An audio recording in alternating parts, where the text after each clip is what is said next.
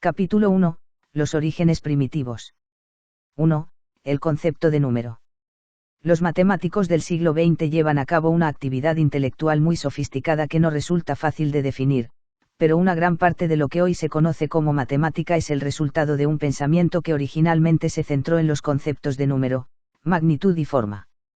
Las definiciones de la matemática al estilo antiguo, tales como la de qué es la ciencia del número y de la magnitud, ya no son válidas hoy, pero sí que sugieren los orígenes que han tenido las diversas ramas de la matemática. Las nociones primitivas relacionadas con los conceptos de número, magnitud y forma se pueden hacer remontar a los primeros días de la raza humana, e incluso pueden encontrarse ya indicios de conceptos matemáticos en formas de vida que probablemente han precedido en muchos millones de años al género humano. Darwin, en su obra El origen del hombre, 1871, hace notar que algunos de los animales superiores tienen facultades tales como memoria y alguna forma de imaginación, y actualmente resulta incluso más claro que la capacidad para distinguir número, tamaño, orden y forma, aspectos rudimentarios todos ellos de un cierto sentido matemático, no son propiedad exclusiva del género humano. Experimentos llevados a cabo con cuervos y cornejas, por ejemplo, han demostrado que por lo menos algunos pájaros pueden distinguir entre conjuntos que contengan hasta 4 elementos. Una cierta conciencia de las diferencias de formas que se hallan en su medio ambiente se presenta de una manera clara en muchos organismos inferiores, y todo esto tiene ya cierta afinidad con el interés del matemático por la forma y la idea de relación. Durante un cierto tiempo se pensó que la matemática se refería directamente al mundo de nuestra experiencia sensible, y solo en el siglo XIX se liberó la matemática pura de las limitaciones que implican las observaciones de la naturaleza. Está totalmente claro, no obstante, que la matemática apareció originariamente como parte de la vida diaria del hombre, y si es válido el principio biológico de la supervivencia de los mejor adaptados, entonces la supervivencia de la raza humana probablemente no deja de estar relacionada con el desarrollo de conceptos matemáticos por el hombre. En un principio, las nociones primitivas de número, magnitud y forma pueden haber estado relacionadas más bien con diferencias y contrastes que con semejanzas, tales como son la diferencia entre un lobo y muchos, la desigualdad en tamaño entre un pececillo y una ballena, el contraste entre la redondez de la luna y la derechura de un pino. Después y de una manera gradual, debe haber surgido, a partir de la confusión de un gran número de experiencias desordenadas, la constatación de que hay ciertas igualdades o semejanzas, y de esta conciencia de las semejanzas, tanto en el número como en la forma, nacieron la matemática y la ciencia en general. Las diferencias mismas parecen estar apuntando ya a las semejanzas, puesto que el contraste que se observa entre un lobo y muchos, entre una oveja y un rebaño, entre un árbol y un bosque, viene a sugerir que un lobo, una oveja y un árbol tienen algo en común, su unidad. De la misma manera se puede llegar a darse cuenta de que algunos otros grupos de cosas, como son los pares, pueden ponerse en correspondencia biunívoca, las manos pueden emparejarse con los pies, con los ojos, con las orejas o con los agujeros de la nariz. Este reconocimiento de una propiedad abstracta que tienen en común ciertos grupos, y a la que nosotros llamamos número, representa ya una importante etapa en el camino hacia la matemática moderna. Es completamente improbable que un descubrimiento como este haya sido la obra de un hombre individual ni de una única tribu, más probablemente debió ser una especie de conciencia gradual que pudo haberse producido dentro del desarrollo cultural humano tan tempranamente al menos como el uso del fuego, hace unos 400.000 años probablemente. El hecho de que el desarrollo del concepto de número fue efectivamente un largo y lento proceso viene sugerido por el dato de que algunas lenguas, incluido el griego, han conservado en su gramática una distinción tripartita entre 1, 2 y más de 2, mientras que la mayor parte de las lenguas actuales hacen solo la distinción dual en el número gramatical entre singular y plural. Evidentemente nuestros antepasados muy primitivos contaban al principio solo hasta 2, y cualquier conjunto que sobrepasara este nivel quedaba degradado a la condición de muchos. Hay todavía en la actualidad muchos pueblos primitivos que cuentan objetos reuniéndolos en grupos de 2 objetos cada uno. 2. Bases de numeración primitivas. La conciencia del número se hizo al fin lo suficientemente extendida y clara como para que se llegase a sentir la necesidad de expresar esta propiedad de alguna manera, al principio presumiblemente solo en un lenguaje simbólico. Los dedos de la mano pueden usarse fácilmente para representar un conjunto de 2, 3, 4 o 5 objetos, y si no de 1, ello fue debido a que el número 1 no era reconocido generalmente al principio como un verdadero número. Por medio de los dedos de las dos manos se podían representar colecciones de hasta 10 elementos, y usando los dedos de manos y pies podía uno remontarse hasta 20. Cuando el uso de los dedos resultaba ya inadecuado, podían utilizarse pequeños montones de piedras para representar una correspondencia biunívoca con los elementos de otro conjunto, y cuando el hombre primitivo empleaba este sistema de representación, a menudo amontonaba las piedras por grupos de 5, debido a que antes se había familiarizado con los quíntuplos de objetos por observación de su propia mano o pie. Como hizo observar Aristóteles hace ya largo tiempo, lo extendido que se halla actualmente el uso del sistema decimal no es sino la consecuencia del accidente anatómico de que la mayor parte de nosotros nacemos con 10 dedos en las manos y otros 10 en los pies. Desde un punto de vista estrictamente matemático resulta en cierto modo un inconveniente el que el hombre de Cromañón y sus descendientes no tuvieran o bien 4 o 6 dedos en cada mano. Aunque históricamente el hecho de contar con los dedos, es decir, la práctica de contar de 5 en 5 o de 10 en 10, parece haber hecho acto de presencia más tarde que la de contar de 2 en 2 y de 3 en 3, sin embargo los sistemas quinario y decimal desplazaron de una manera casi invariable a los esquemas binario y ternario. Un estudio hecho sobre varios cientos de tribus de indios norteamericanos, por poner un ejemplo, ha demostrado que casi un tercio de ellas usaban la base decimal, y aproximadamente otro tercio había adoptado un sistema quinario o quinario decimal, menos de un tercio tenía un esquema binario, y los que utilizaban un sistema ternario constituían menos del 1% del grupo estudiado. El sistema vigesimal, con una base igual a 20, se presentaba en un 10% aproximadamente de las tribus.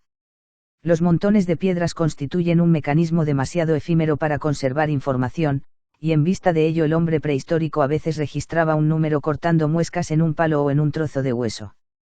Pocos de estos testimonios se han conservado hasta hoy, pero en Checoslovaquia se descubrió un hueso procedente de un cachorro de lobo, en el que aparecen 55 incisiones bastante profundas distribuidas en dos series, la primera con 25 y la segunda con 30, y en cada serie las incisiones están distribuidas en grupos de 5.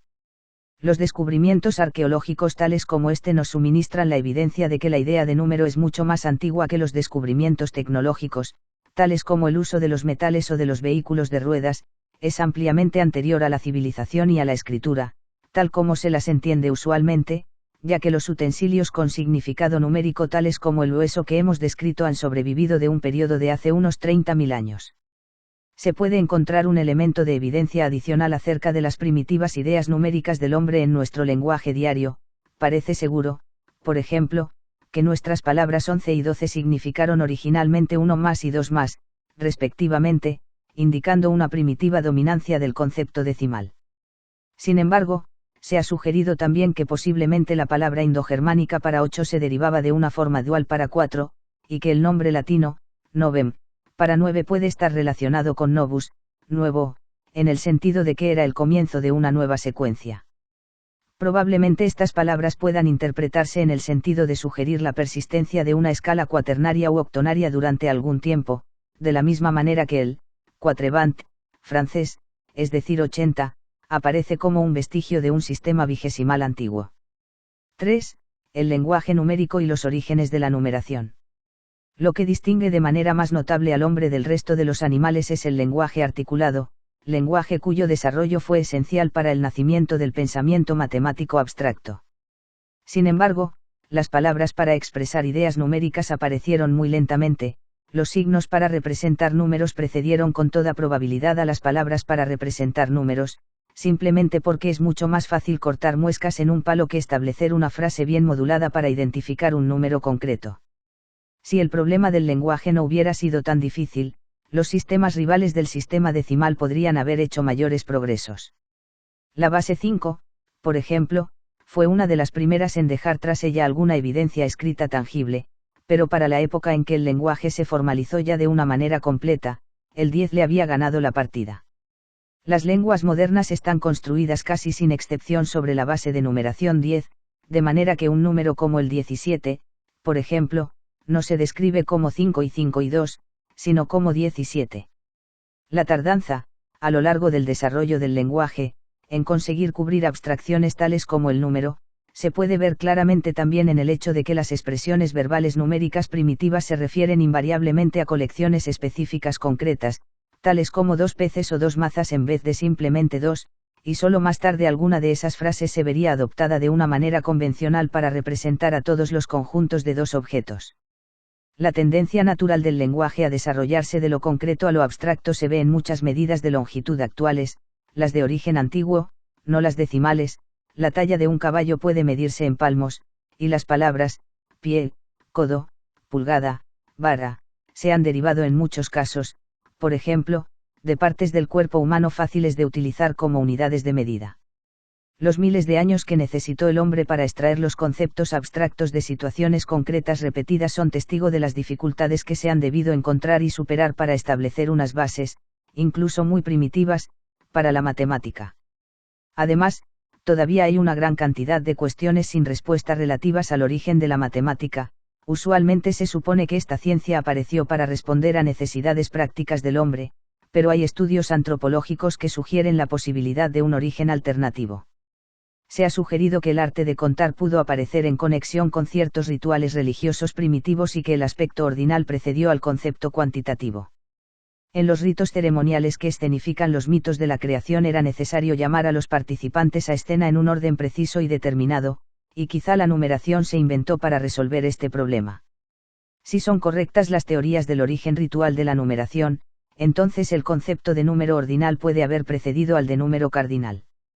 Por otra parte, un origen de este tipo tendería a apuntar a la posibilidad de que la numeración surgiera en un origen local único, para extenderse después a otros lugares de la Tierra. Este punto de vista, aunque está aún lejos de estar bien establecido, estaría en armonía con la división ritual de los números enteros en pares e impares, considerando a los primeros como femeninos y a los segundos como masculinos. Clasificaciones de este tipo fueron conocidas por las civilizaciones de todos los rincones de la Tierra, y los mitos relativos a los números machos y hembras han tenido una persistencia muy notable. El concepto de número natural es uno de los más antiguos de la matemática, y sus orígenes se pierden entre la bruma de la antigüedad prehistórica. El concepto de fracción racional, en cambio, se desarrolló relativamente tarde, y en general, no estuvo estrechamente relacionado con el sistema elaborado por el hombre para los enteros. Entre las tribus primitivas no parece haber existido prácticamente ninguna necesidad de usar fracciones. Para las necesidades cuantitativas usuales el hombre puede elegir, en la práctica, unidades lo suficientemente pequeñas como para evitar la necesidad de usar fracciones, y por lo tanto, no hubo tampoco un progreso ordenado y lineal de las fracciones binarias a las quinarias y finalmente a las decimales, sino que los decimales fueron esencialmente producto de la época moderna de la matemática y no del período antiguo. 4. El origen de la geometría.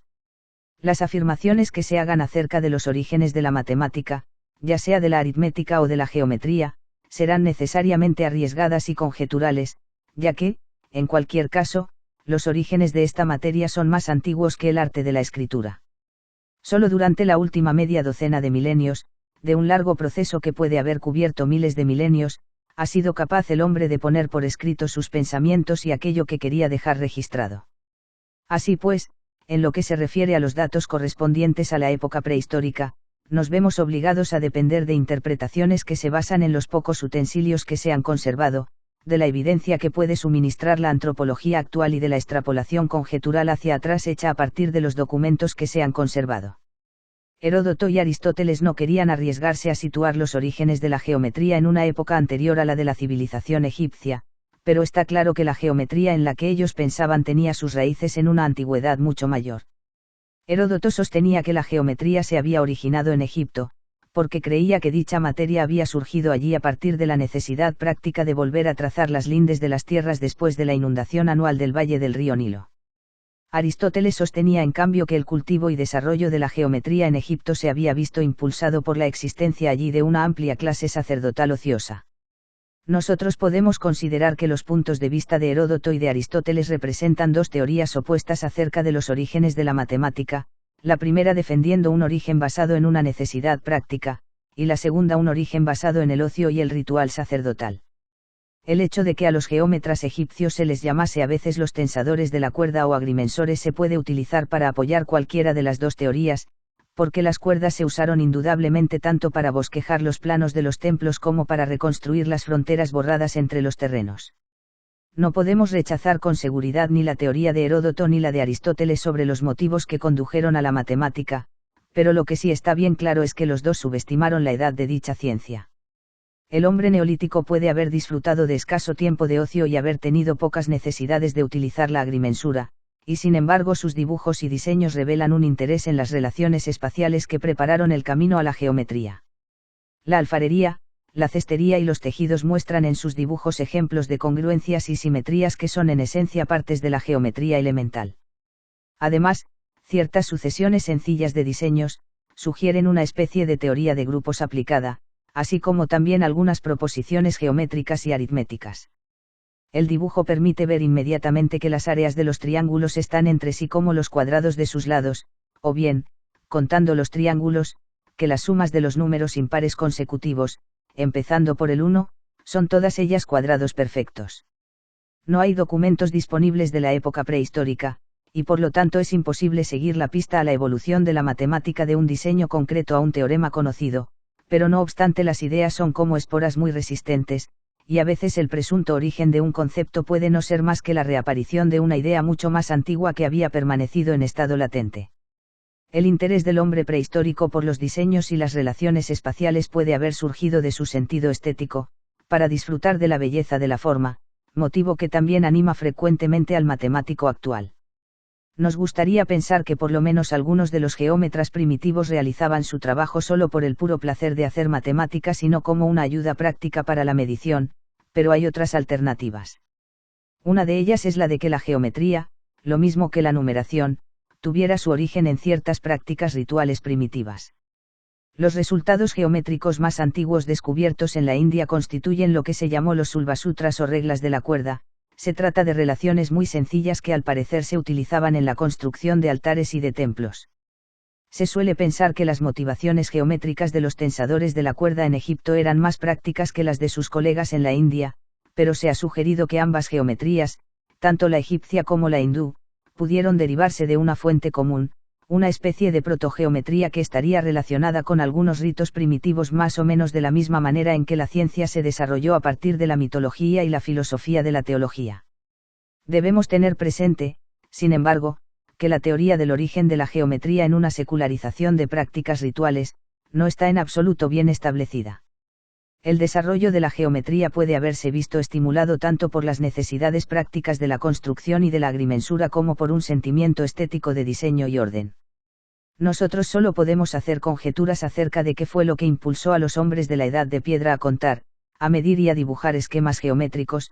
pero lo que sí está claro es que los orígenes de la matemática son más antiguos que las civilizaciones más antiguas. Ir más lejos e identificar categóricamente un origen concreto en el espacio o en el tiempo, sin embargo, sería tanto como tomar equivocadamente conjetura por historia. Lo mejor pues, es dejar en suspenso la decisión sobre este tema y avanzar hacia un terreno más seguro de la historia de la matemática, tal como se le encuentra en los primeros documentos escritos que han llegado hasta nosotros.